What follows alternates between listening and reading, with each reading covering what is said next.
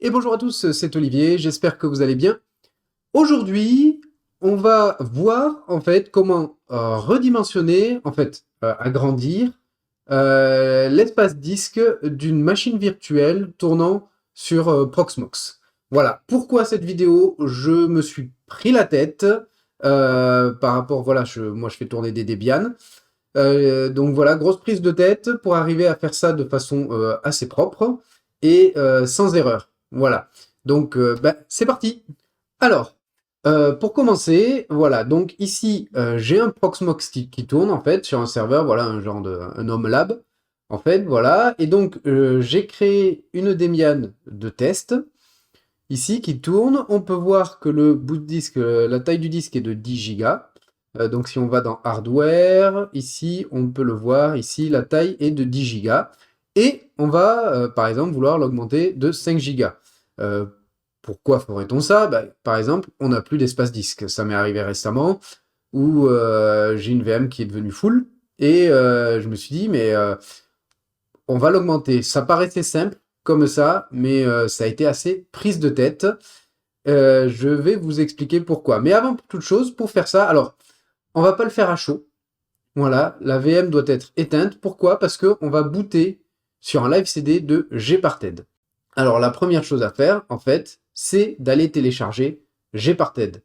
Ici, qui est le partition editor en version graphique. Voilà, donc vous allez cliquer sur Download. Voilà, blabla, tac tac. Et vous allez prendre la version AMD 64 ISO. Et une fois que c'est fait, vous allez l'envoyer ici dans votre répertoire ISO sur votre Proxmox. Voilà, ici comme vous pouvez voir, j'en ai plusieurs ici, mais on a là le live CD Gparted, parce qu'on va booter la VM sur ce live CD. Donc pour cela, vous êtes sur votre VM, vous allez ici, voilà, CD Drive, vous double-cliquez dessus, voilà, pour aller sélectionner votre Gparted, vous faites OK. Ensuite, dans les options, vous vérifiez bien que ici, vous avez votre CD en premier, voilà, qui est ici, moi, IDE 2, mais vous voyez, il est en second. Il est en deuxième, c'est-à-dire qu'il ne bootera jamais dessus. Donc, vous le prenez, hop, vous le passez en premier, vous faites OK. Et voilà, donc la VM démarrera sur ce live CD. On va revenir dans Hardware sur notre VM. On avait dit que l'on voulait l'augmenter. Ici, elle fait 10 Go, on va dire on va l'augmenter de 5 Go. Alors, pour cela, vous faites Disk Action, Resize, et ici, de combien voulez-vous l'augmenter? Vous allez mettre la taille que vous voulez, ici, 5 Go. Quand Resize, if snapshot existe. Alors oui, effectivement, j'avais pris un snapshot. Donc, si ça arrive, vous allez dans votre snapshot, vous effacez le snapshot, voilà, et on y retourne dans Hardware, le disque, Resize, 5 Go. Voilà, on a un disque de 5 Go. Le problème, c'est que pour l'instant, le disque, il n'est que physique, on va dire. Linux, le système, lui, pour lui, il a toujours 10 Go.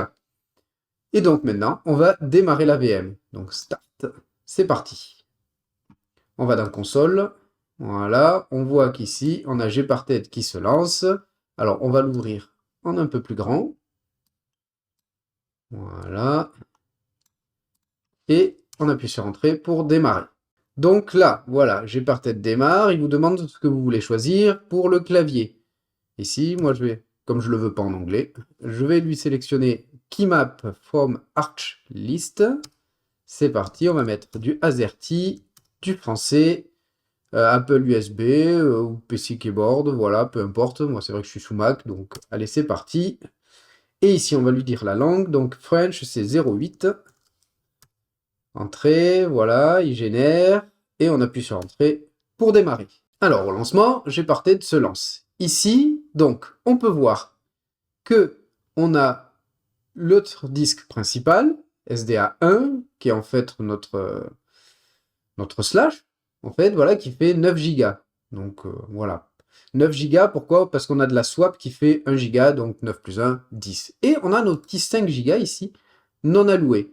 Donc voilà, donc là, par contre, si je veux redimensionner celle-là, là, je ne peux pas. redimensionner, il n'y a pas de place. Je me suis dit, on pourrait peut-être déplacer celle-là pour pouvoir avoir ça en plein milieu.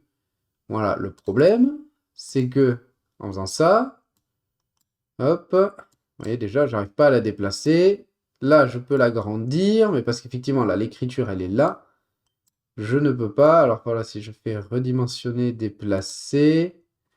Ok, celle-là, c'est fait. Alors attendez, hop, peut-être que si là, je fais ça, non. Je vais prendre ma swap, redimensionner, déplacer. Je la mets à la fin. Redimensionner, ça peut empêcher le système de s'initialiser. Ok. Ensuite, non alloué. Peut-être que si je prends ça, redimensionner, je la réduis ici. Voilà, impossible de faire cette action. Il ne veut pas. Voilà. Après la fin du périphérique, blablabla. Bla. Donc c'est un peu embêtant si on veut juste redimensionner celle-là. Alors ça, c'est parce que c'est une Debian. J'ai remarqué un petit truc, c'est que si on utilise une Ubuntu Server, alors attendez, je vais tout réinitialiser, annuler, vider la liste des opérations. Si on utilise une Ubuntu Server, il positionne pas les partitions de la même façon en fait. La partition slash, la principale, il la met à la fin, ce qui est beaucoup plus simple en fait pour dimensionner.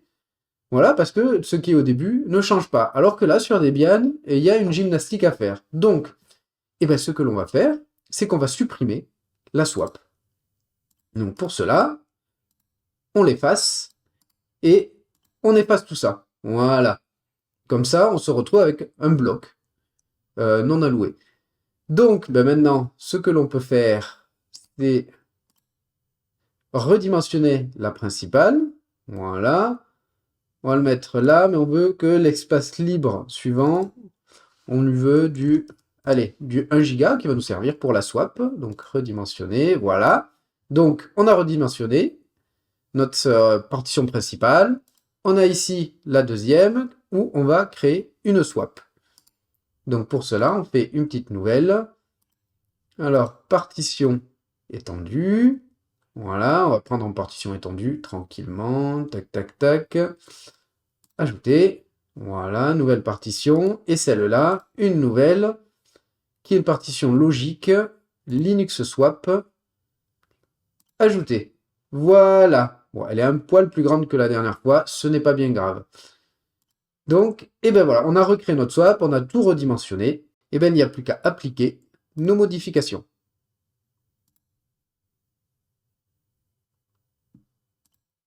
Voilà. Et là, on se rend compte, voilà, que ça a remis SDA2 en tant qu'extended et SDA5 Linux Swap comme ce qu'on avait avant, mais cette fois, on a un disque complet. Donc, mais ce n'est pas fini. Ce n'est pas fini. On va donc fermer ça. On va redémarrer, enfin, faire un exit. Non, on va faire un shutdown. Voilà. On éteint la VM, appuyez sur Entrée. Voilà, la VM est fermée. On retourne dans les options. Et ici, on a notre boot order. On va désactiver le lecteur CD pour pas que ça démarre dessus. Voilà, allez, OK. Et on n'a plus qu'à redémarrer la VM. Voilà. Mais vous allez voir qu'il y a quelque chose qui ne va pas aller. Voilà, là, il demande de choisir. Ça va démarrer dans une. Voilà. OK. Et là, ça va bloquer. Ça va bloquer pendant un petit moment. En fait, la VM va mettre une plombe à redémarrer. On va attendre un peu et vous allez voir qu'il y a un message d'erreur qui va apparaître. Donc, je ne sais pas si vous l'avez vu passer. Là, c'est aller vite. Il y a une erreur donc sur la swap. Une histoire de dépendance. On va se loguer, mais on va pas passer par la console de Proxmox. On va se connecter en SSH. Ce sera plus simple parce qu'en SSH, on pourra utiliser le copier-coller, alors que là, on ne peut pas. Allez, je me connecte en SSH. Alors là, on est connecté en SSH. Je vais me connecter en route. Voilà. Et si on va voir, pour vous montrer le message d'erreur, /var/log, je pense qu'on peut l'avoir là. Voilà, et donc si on va dans, on va faire un less de syslog, voilà, ici, et qu'on cherche swap. On va aller à la fin, ici, vous le voyez tout en haut, dependency fade for swap. en fait, il ne trouve plus la swap. Pourquoi? Parce qu'on l'a effacé et recréé. Donc, en fait, son UID a changé. Donc, il va falloir la recréer. Cette swap, elle se trouve, hop, ls-l/dev, je l'ai là, /s, s étoile, hop, on va faire un petit -d, on va y arriver. Voilà, elle est ici, mais elle n'est pas utilisée. Donc, pour cela, on va la recréer. Donc, qu'est-ce que l'on fait? Alors, je suis déjà en route, donc on va faire un make swap /dev/sda5. Voilà, et ici, il nous donne un UID que l'on va noter. Donc, moi, je le copie. Voilà. Et maintenant, on va la mettre à on. Swap on /dev/sda5 pour activer la swap. Voilà. Où est-ce que je peux le voir? Voilà, en faisant free. Voilà, vous avez la partition d'échange.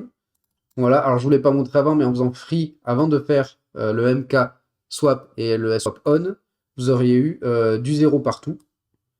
Voilà, total à 0, libre à 0, tout ça. Alors que maintenant, voilà, on voit. Alors, est-ce que je peux faire un -h pour que ce soit lisible? Voilà, on peut voir qu'en fait, maintenant, notre swap est active. Mais c'est pas fini. On avait cette UID. C'est ça qui va générer aussi des erreurs, c'est qu'il faut aller le changer dans le etc fstab. Donc, vous allez faire un vi/etc/fstab. Et ici, on l'a quelque part. Voilà, la swap. Ici, vous avez swap sur /dev/sda5. Mais ce n'est pas le bon. C'est-à-dire que on va le copier là. Vous voyez, le numéro, l'UID, est complètement différent de celui qu'il y avait avant. Donc, on va aller le remplacer. On efface tout ça. Voilà. Hop, on le copie. On sauvegarde en faisant Shift ZZ et on redémarre. On va ouvrir la console, voilà, pour voir ce qui se passe.